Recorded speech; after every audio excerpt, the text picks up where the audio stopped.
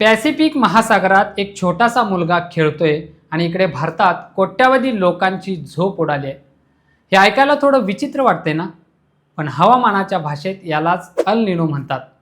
स्पॅनिशमध्ये याचा अर्थ होतो लहान मुलगा. पण हा मुलगा जेव्हा हट्ट धरतो तेव्हा भारताचा मान्सून रुजतो. 2026 हे वर्ष या एका लहानग्या मुलामुळे संपूर्ण जगासाठी आणि विशेषतः आपल्यासाठी खूप कठीण असणार आहे. गेल्या 11 वर्षात हवामान विभागाने कधीही दिला नव्हता इतका कमी पावसाचा अंदाज यावर्षी दिलाय.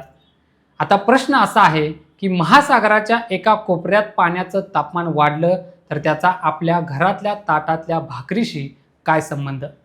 आणि हे फक्त निसर्गाचं चक्र आहे की यामागे आणखी काही गुंतागुंतीची कारणं दडली आहेत? नमस्कार, मी सुनील आणि तुम्ही पाहताय या बोलूया. आज आपण एका अशा विषयावर बोलणार आहोत जो कदाचित हेडलाईन्समध्ये येऊन निघून जातो, पण त्याचा परिणाम तुमच्या आमच्या खिशावर आणि आयुष्यावर पुढचे 2-3 वर्ष राहणार आहे. भारतीय हवामान विभागाने म्हणजे IMDने जाहीर केले की यावर्षी पाऊस सरासरीच्या 92%च पडणार आहे. 92% म्हणजे तसं बघायला गेलं तर आकडा मोठा वाटतो, पण हवामानाच्या भाषेत हा डेंजर झोन आहे. जेव्हा पाऊस 95%च्या खाली जातो तेव्हा त्याला सामान्यपेक्षा कमी मानलं जातं. पण ही फक्त पावसाची आकडेवारी नाही आहे, यामागे एक मोठं जागतिक संकट उभं राहतंय. तुम्ही कधी विचार केलाय का की पॅसिफिक महासागरातला हा अल निनो नक्की करतो काय?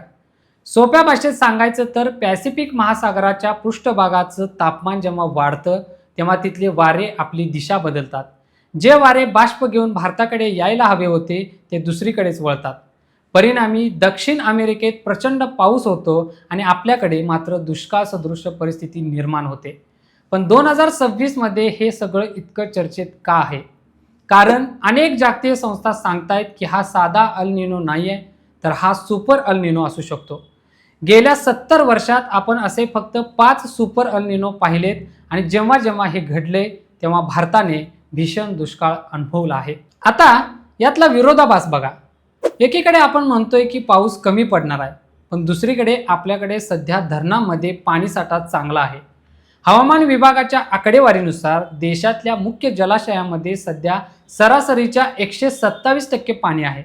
ही एक दिलासादायक गोष्ट आहे खरी, पण हा साठा किती दिवस पुरणार? कारण प्रश्न फक्त पिण्याच्या पाण्याचा नाही आहे, प्रश्न आहे शेतीचा.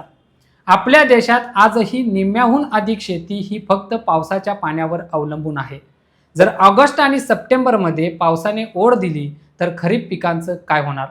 सोयाबीन, कापूस, तूर आणि विशेषतः भात या पिकांवर अल निनोची टांगती तलवार आहे.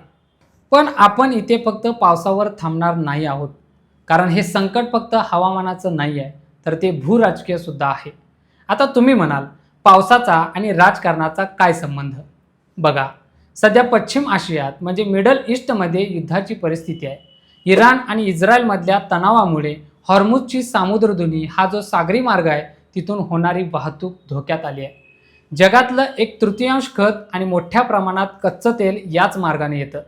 आता परिस्थिती अशी आहे की खतांच्या किमती $400 वरून थेट $700 वर गेल्या आहेत. म्हणजे एका बाजूला निसर्ग साथ देत नाही आहे आणि दुसऱ्या बाजूला शेतीसाठी लागणारं खत आणि डिझेल महाग होत चाललंय. यालाच म्हणतात परफेक्ट स्टॉर्म. जेव्हा 2-3 संकट एकत्र येतात तेव्हा सामान्य माणसाचं कंबरड मोडतं. महाराष्ट्राच्या बाबतीत बोलायचं झालं तर परिस्थिती थोडी जास्त गंभीर वाटते. विदर्भातलं अकोला शहर बघा, तिथे तापमानाने 44 अंश ओलांडलाय. मुंबई, ठाणे आणि कोकणात उष्णतेच्या लाटेचा येलो अलर्ट आहे. आता मे महिना सुरू व्हायच्या आधीच जर ही अवस्था असेल तर पुढे काय? कोकणात यावर्षी पाऊस वेळेवर येईल असं वाटतंय, पण जुलै-ऑगस्टमध्ये तिथेही पावसाचा खंड पडण्याची शक्यता वर्तवली जाते. मराठवाडा आणि पश्चिम महाराष्ट्रात तर आधीच अवकाळीने आणि गारपिटीने रब्बी पिकांचं नुकसान केलंय. आता खरीप पेरणी करताना शेतकरी नक्की काय विचार करेल? दुबार पेरणीचं संकट आलं तर शेतकऱ्याचा खर्च दुप्पट होतो आणि हातात येणारं उत्पन्न मात्र अनिश्चित असतं. यातला आणखी एक महत्त्वाचा पदर म्हणजे महागाई. जेव्हा पाऊस कमी पडतो तेव्हा अन्नाची महागाई वाढते. RBIने आधीच इशारा दिलाय की अल निनोमुळे अन्नधान्याच्या किमती 4.5 ते 5% वाढू शकतात. जेव्हा तांदूळ, डाळी आणि साखरेचे भाव वाढतात तेव्हा त्याचा थेट परिणाम तुमच्या महिन्याच्या बजेटवर होतो. तुम्ही बाजारात जाताना बघितलं असेल, बिस्किटांचे पुडे छोटे होत चालले आहेत किंवा साबणाची किंमत वाढली आहे. हे सगळं कुठेतरी त्या पॅसिफिक महासागरातल्या लहानग्या मुलाशी जोडलेलं आहे. ग्रामीण भागातलं उत्पन्न कमी झालं की तिथली मागणी कमी होते. लोक गाड्या किंवा ट्रॅक्टर घेणं थांबवतात आणि मग देशाच्या अर्थव्यवस्थेचा वेग मंदावतो. पण मग सगळंच संपले का? नक्कीच नाही. निसर्गाने जसे अडथळे दिले तसे काही आशेचे किरणही दिलेत. हवामान विभागाने एका गोष्टीचा उल्लेख केलाय, ती म्हणजे इंडियन ओशन द्विध्रुव किंवा IOD. जर हिंदी महासागरातली स्थिती पॉझिटिव्ह झाली तर ती अल निनोचा प्रभाव कमी करू शकते. ऑगस्ट-सप्टेंबरमध्ये जर IOD सक्रिय झाला तर कदाचित आपल्याला अपेक्षेपेक्षा थोडा जास्त पाऊस मिळू शकतो. शिवाय उत्तर गोलार्धात यावर्षी बर्फाचं प्रमाण कमी आहे. शास्त्रज्ञ म्हणतात की जेव्हा बर्फ कमी असतो तेव्हा जमीन लवकर तापते आणि मान्सूनचे वारे भारताकडे जास्त वेगाने ओढले जातात. या सगळ्या परिस्थितीकडे आपण कसं बघायचं? सरकार म्हणते की आम्ही तयार आहोत, बियाण्यांचा बफर स्टॉक आहे, खतांचं नियोजन सुरू आहे. पण फक्त सरकारी यंत्रणेवर विसंबून राहून चालेल का? पंतप्रधान मोदींनी जलसंचय मोहिमेबद्दल अनेकदा बोलले. आज आपल्याकडे पाण्याची जी टंचाई निर्माण होणार आहे त्यावर उपाय म्हणून पावसाचं पाणी साठवणं हाच एकमेव मार्ग आहे. त्रिपुराच्या वांगमुन गावातलं उदाहरण बघा. तिथे 3000 फूट उंचीवर असूनही प्रत्येक घरात रेन वॉटर हार्वेस्टिंग आहे. छत्तीसगडमध्ये 1200 शेतकऱ्यांनी स्वतःच्या शेतात छोटे तलाव बांधून भूजल पातळी वाढवली आहे. हे छोटे छोटे बदलच आपल्याला या मोठ्या संकटातून वाचवू शकतात. आपण हे समजून घेतलं पाहिजे की हवामान बदल ही आता फक्त पुस्तकातली गोष्ट उरलेली नाही आहे, ती आपल्या उंबरठ्यावर येऊन ठेपली आहे. 2027 हे वर्ष जगातलं आजवरचं सर्वात उष्ण वर्ष असू शकतं असा अंदाज वर्तवला जातोय. म्हणजे 2026चा हा दुष्काळ ही कदाचित मोठ्या संकटाची नांदी असू शकते. आपल्याला आपल्या शेतीच्या पद्धती बदलाव्या लागतील. जास्त पाणी लागणाऱ्या पिकांऐवजी बाजरी, नाचणी यांसारख्या तृणधान्यांकडे वळावं लागेल. सूक्ष्म सिंचन, ठिबक सिंचन या गोष्टी आता चैनीच्या नाही तर गरजेच्या झाल्या आहेत. येणारे काही महिने आपल्याला संयमाची आणि नियोजनाची परीक्षा घेणारे आहेत.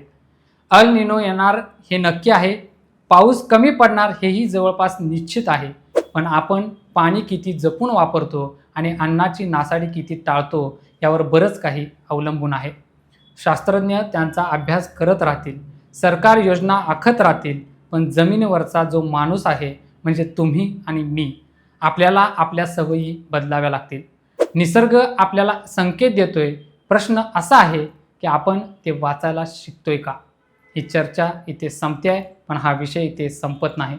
तुम्हाला वाटत असेल की अशा घटनांचा अर्थ समजून घेणं गरजेचं आहे तर हा व्हिडिओ लाईक करा आणि इतरांपर्यंत नक्की पोचवा. तुमचं मत, तुमचा अनुभव, तुमचा दृष्टिकोन कमेंट्समध्ये नक्की सांगा आणि अशाच वेगवेगळ्या विषयांवर बोलण्यासाठी चॅनलला सबस्क्राईब करा.